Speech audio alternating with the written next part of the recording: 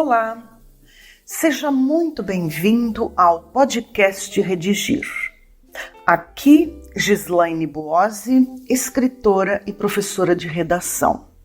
No episódio de hoje, abordo a indústria da moda frente à sustentabilidade ambiental. Assunto negligenciado.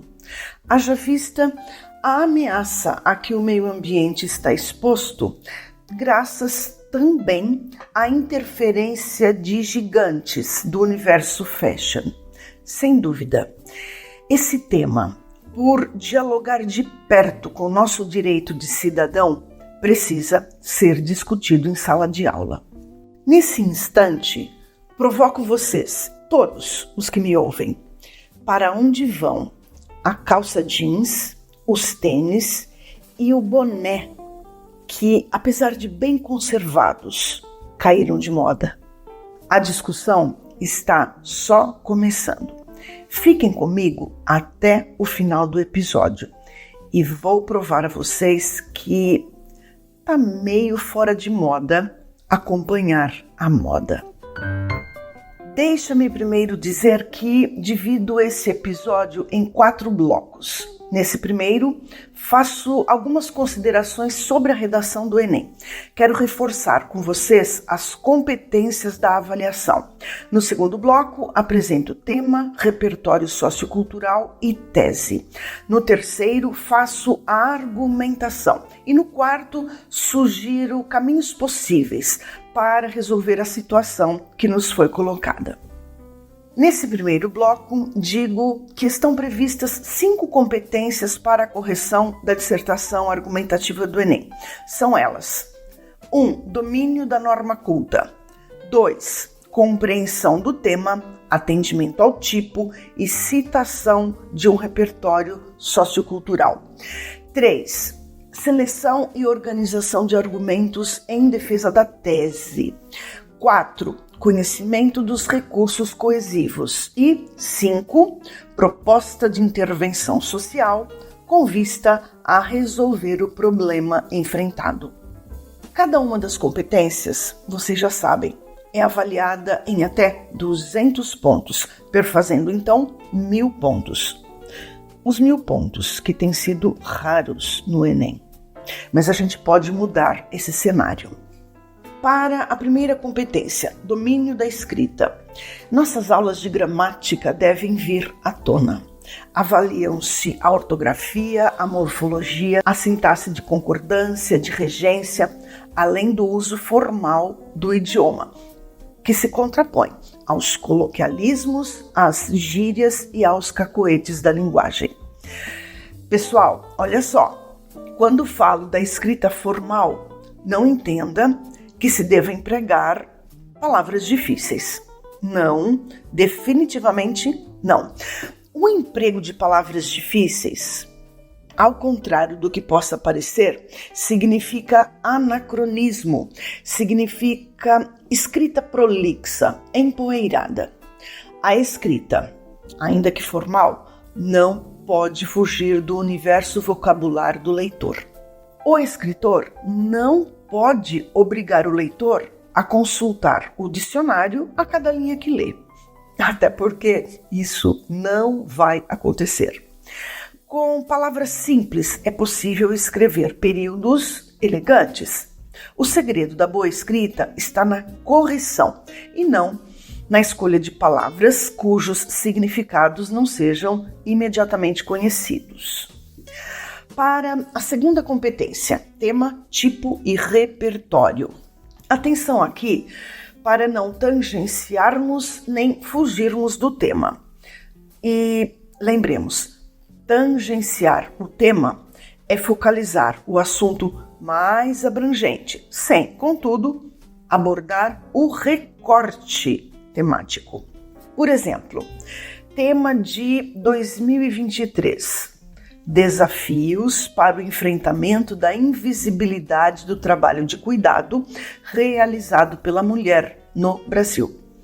Pois bem, o candidato que focalizou a mulher no mercado de trabalho, simplesmente isso, me parece claro, tangenciou o tema, o que vai render um corte significativo nessa competência. Por sua vez, o candidato que abordou o desemprego ou a falta da representatividade da mulher na política, obviamente, fugiu do tema. E então, a redação, com toda a certeza, levou nota 0. Ok? Vamos em frente.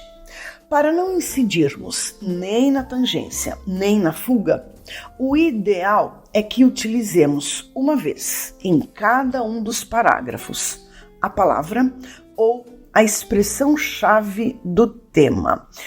E, importante, para não cometermos repetições, procuremos palavras ou expressões sinônimas. Fiquemos atentos também ao tipo de texto proposto, qual seja a dissertação argumentativa. Aqui é preciso dizer que a dissertação argumentativa é um texto híbrido, quer dizer, misturado. Há trechos informativos, sobretudo recortes históricos, datas, nomes, estatísticas, a partir dos quais se faz a argumentação propriamente dita. As informações fundamentam, sustentam as argumentações. Mas, espera aí, o texto pronto deve ser predominantemente argumentativo, quer dizer, deve conter mais argumentação do que exposição. E o repertório, Gislaine? Bem, ao exigir do candidato um repertório sociocultural próprio que dialogue com o tema, na verdade, o Enem como que desafia o candidato a provar seu conhecimento de mundo. É preciso incorporar ao texto noções, conteúdos das mais diversas frentes, fragmentos históricos, literários, sociológicos, artísticos, são sempre bem-vindos, desde que, atenção, dialoguem, estejam em sintonia com o tema. Desse modo, mencionar Paulo Freire para recortes ligados à educação é acertar em cheio na escolha do repertório. Mencionar a biografia de Lima Barreto para discorrer sobre consumo de álcool é também acertar. Na terceira competência, o corretor verifica se o candidato é capaz de selecionar, organizar e relacionar de modo coerente argumentos pertinentes ao tema. Percebam que essa competência é complexa. Quando se fala em selecionar e relacionar, fala-se na escolha de fatos, causas, consequências, exemplificações, citações, obviamente, bem conectados ao tema. Quando se fala em organizar, fala-se da harmonia do corpo do texto, começo, meio e fim. Temos aqui uma estratégia para sugerir a vocês. Aliás, temos não uma estratégia qualquer, e sim a estratégia, digamos, pretendida pelo corretor. Quanto mais organizado o texto, mais céleres a leitura e a correção. Organizem o texto assim. No primeiro parágrafo, apresentem o tema, antecipem pelo menos 2 argumentos e escrevam a tese. Tese é o ponto de vista do dissertador. O primeiro parágrafo, ou seja, a introdução, funciona como o projeto do texto. No segundo e no terceiro parágrafos, desenvolvam, explorem os argumentos lançados na introdução. E vejam bem, recomenda-se que o repertório sociocultural, de que acabamos de falar, recomenda-se que ele seja trabalhado em quaisquer dos 3 primeiros parágrafos. Não convém trazer o repertório no último parágrafo. É certo, não haverá espaço para isso. E falando no último parágrafo, claro, finalizem o texto. Esse é o instante ideal para escrevermos a proposta de intervenção social, cuja intenção é levantar soluções para a problemática. Na quarta competência, mecanismos de coesão, é posta à prova a habilidade do candidato em empregar os recursos coesivos, quais sejam as conjunções, os pronomes, as preposições. E quando se fala em coesão, é muito comum o candidato pensar que, se houver uma conjunção no início do segundo, do terceiro e do quarto parágrafos, esteja tudo resolvido. Opa! Não é só isso não. Na verdade, nossa atenção deve se voltar a dois tipos de coesão: a interparágrafos e a intraparágrafo.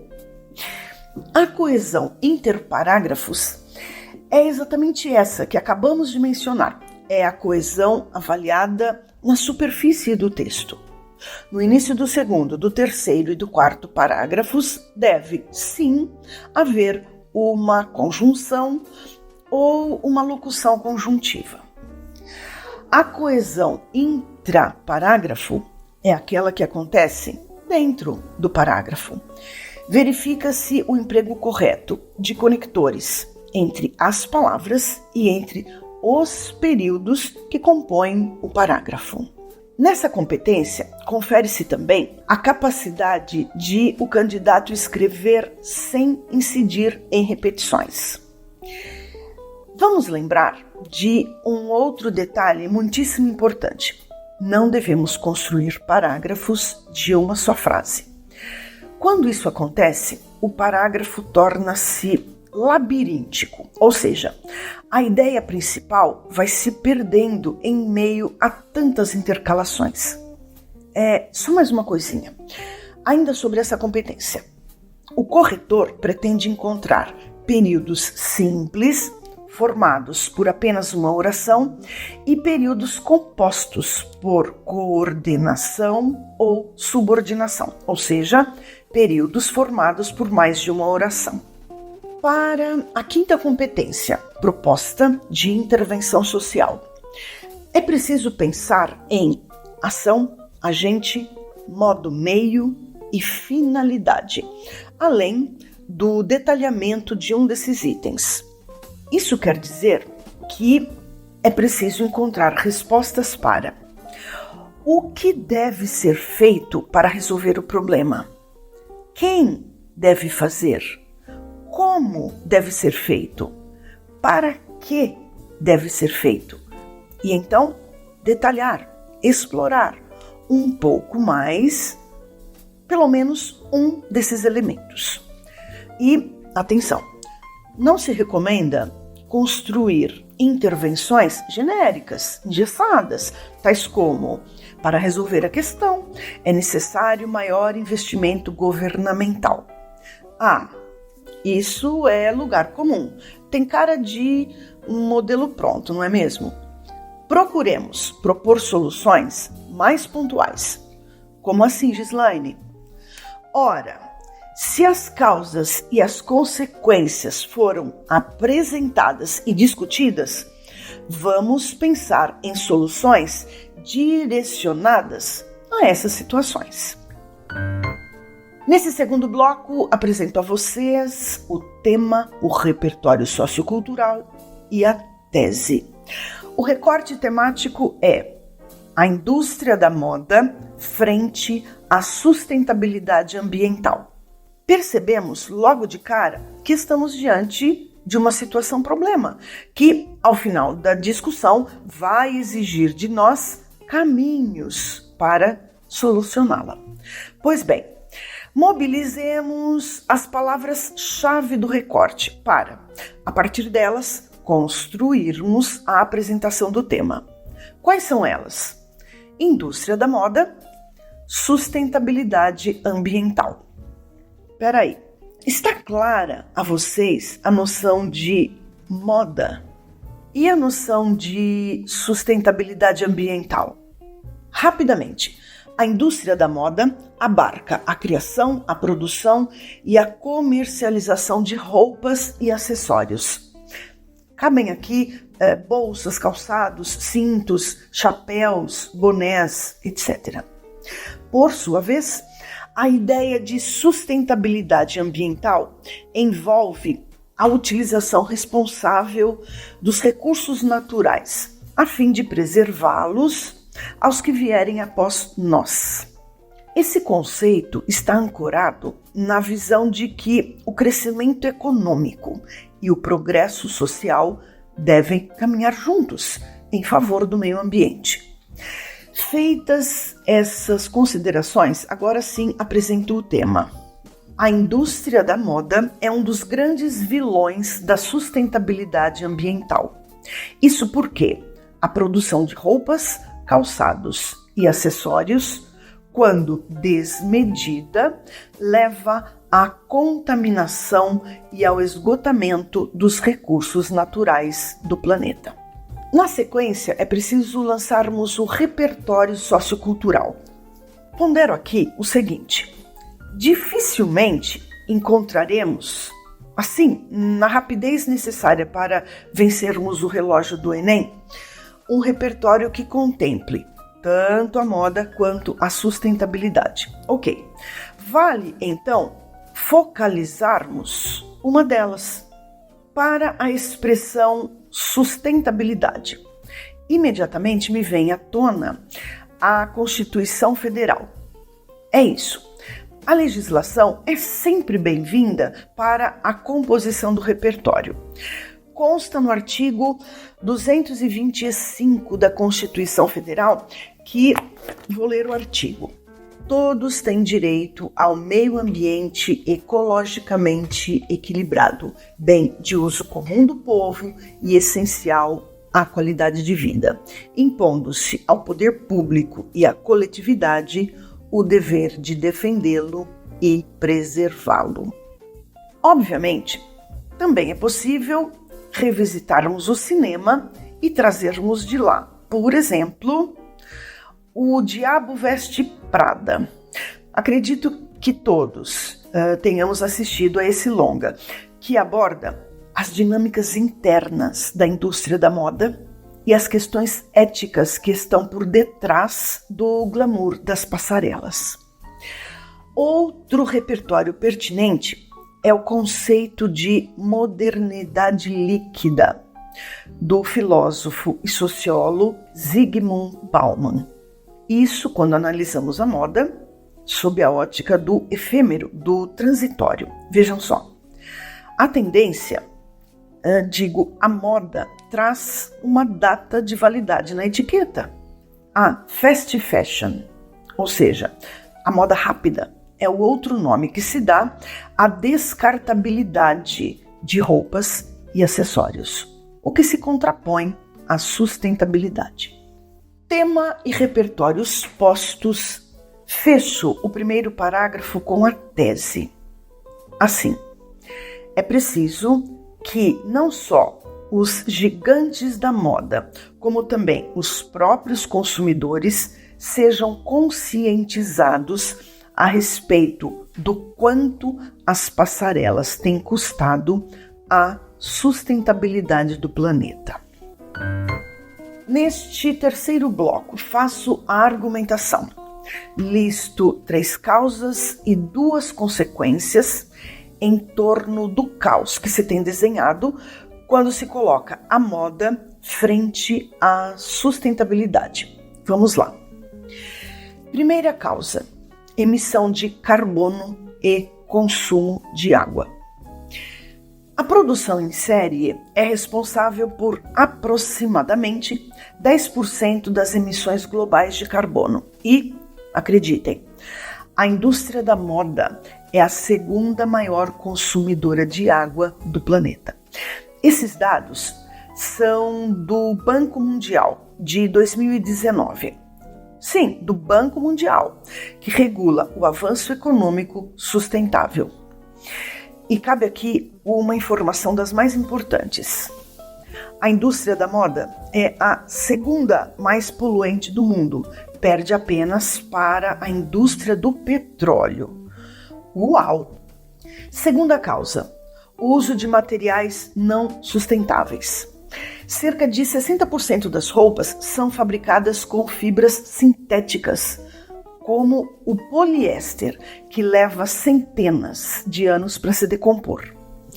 Desse modo, os aterros sanitários tornam-se o destino de toneladas de roupas que são descartadas anualmente, o que contribui de modo sensível para a poluição do solo. Estima-se que apenas nos Estados Unidos, cerca de 85% das roupas produzidas anualmente acabem em aterros ou em incineradores. Esse registro é da Agência de Proteção Ambiental Americana. Terceira causa, produção predatória. Segundo a Unesco, a fabricação de uma calça jeans pode consumir até 10 mil litros de água. A de uma camiseta, 2.700 litros. Além disso, a indústria da moda é uma grande fonte de poluição da água. Cerca de 20% das águas residuais do planeta têm origem no tingimento e no tratamento de tecidos. Dadas as causas, vamos às consequências.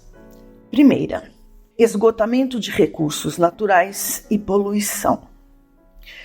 O cultivo do algodão, matéria-prima de muitas tecelagens, representa aproximadamente 2,5% da área cultivada no mundo. E exatamente para a lavoura do algodão são utilizados 16% dos inseticidas fabricados no mundo. Isso sem contar que a indústria da moda contribui significativamente para as emissões de gases de efeito estufa. Acreditem, na mesma proporção das emissões de voos internacionais. Segunda consequência, trabalho análogo ao de escravo e exploração de mão de obra infantil. Em países em desenvolvimento, onde a maior parte das roupas é produzida, um sem número de trabalhadores enfrenta condições precárias, insalubres.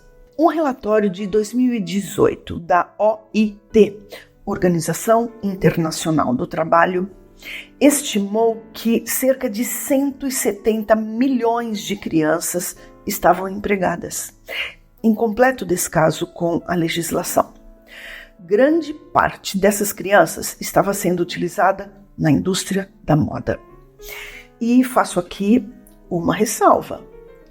Muito embora sejamos diariamente bombardeados com notícias, não só de trabalho escravo em confecções e em lavouras brasileiras, como também de exploração da mão de obra infantil, esses crimes acontecem no mundo todo.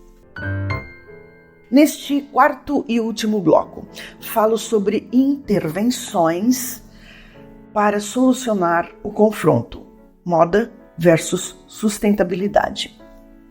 A seguir, listo ações interventivas e, de imediato, aponto como agente, em especial, o Ministério do Meio Ambiente e organizações como o Greenpeace, uma organização não governamental internacional que atua na defesa do meio ambiente. Desde 1971, ano de sua fundação, o Greenpeace tem alcançado notoriedade por meio de campanhas em favor do meio ambiente. A finalidade das campanhas é a preservação da vida no planeta. O Greenpeace, é inegável, tem o leme da sustentabilidade em mãos. O que, de fato, esses agentes devem fazer? As ações, então. O fomento às tecnologias verdes, como o uso de tecidos biodegradáveis e reciclados, com vista a reduzir o impacto ambiental. A implementação de processos de tingimento ecológicos que economizem água. A utilização de energia renovável para a produção de moda. E se até aqui colocamos em evidência o vilão indústria da moda, agora provoco tanto o consumidor quanto os gigantes do ramo, sugerindo a reciclagem ou a reutilização de roupas e tecidos com vista a reduzir o impacto ambiental da indústria da moda. O upcycling, em tradução livre, a reutilização criativa, inspira-se na economia circular, um conceito que busca minimizar o desperdício e maximizar a utilização dos recursos naturais. Isso demanda atitudes mais conscientes do próprio consumidor, a quem cabe selecionar grifes comprometidas com práticas sustentáveis. Espera-se também que sejam reavaliados os padrões de consumo. São comportamentos altamente recomendados comprar só o necessário e optar por roupas mais duráveis e atemporais. Quer dizer, roupas que não sejam reféns da moda. Então é isso. Antes de escrever sua dissertação, sugiro que, se for preciso, ouça novamente o podcast e leia não só o material de apoio, como também outros conteúdos sobre o tema. Convido você a assinar o podcast da plataforma Redigir no seu tocador de preferência. Há na plataforma uma redação modelo sobre esse tema. Um abraço, ótimas redações, excelentes resultados no Enem e até o próximo episódio.